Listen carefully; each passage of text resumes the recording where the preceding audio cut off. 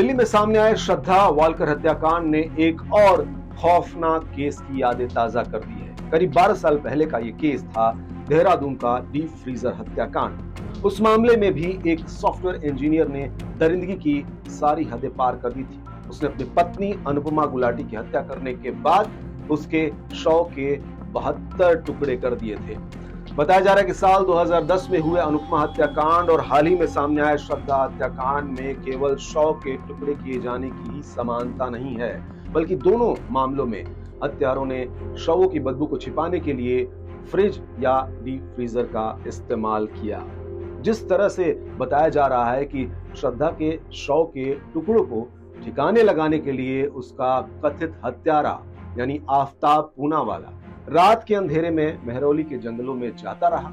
और उसी तरह से यह बताया जाता है कि अनुपमा का पति राजेश गुलाटी भी कई दिनों तक उसके शव के टुकड़े एक एक कर नाले में फेंकता रहा। दोनों ही घटनाओं में शव के टुकड़ों के कई दिनों तक घरों में मौजूद होने के बावजूद पड़ोसियों तक को वारदात के बारे में महीनों तक पता ही नहीं चला। न्यूज एजेंसी पीटीआई के मुताबिक हत्या के बाद गुलाटी अनुपमा के ईमेल से संदेश भेजकर उसके परिवार और मित्रों को गुमराह करता रहा। उसी तरह से पूनावाला भी श्रद्धा के सोशल मीडिया स्टेटस को कई हफ्तों तक अपडेट करता रहा। अनुपमा की हत्या 17 अक्टूबर 2010 को हुई थी, लेकिन इसका खुलासा 12 दिसंबर 2010 को उस समय हुआ जब काफी कोशिशों के बावजूद अपनी बहन से संपर्क करने में नाकाम रहा उसका भाई पुलिस के पास शिकायत लेकर पहुंचा।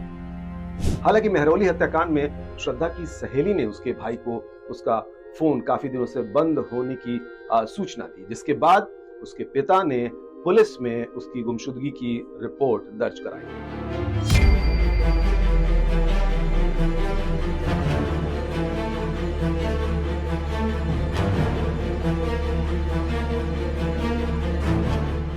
पीटीआई के मुताबिक अनुपमा हत्याकांड की जांच की निगरानी करने वाले देहरादून के तत्कालीन वरिष्ठ पुलिस अधीक्षक गणेश सिंह ने कहा है कि इस तरह की हत्याएं और शवों के टुकड़े करने वाला व्यक्ति सामान्य मानसिकता वाला नहीं हो सकता है। उन्होंने आगे कहा कि मैंने अपने पूरे करियर में ऐसा मामला नहीं देखा था जिसमें शव के साथ इतनी दरिंदगी की गई हो।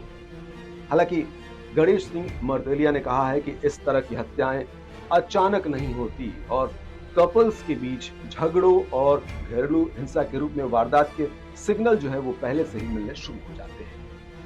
आज के लिए इतना ही, फिर मिलेंगे। तब तक रहिए सतर्क, सजग और रखिए अपना ढेर सारा ख्याल। Bye bye.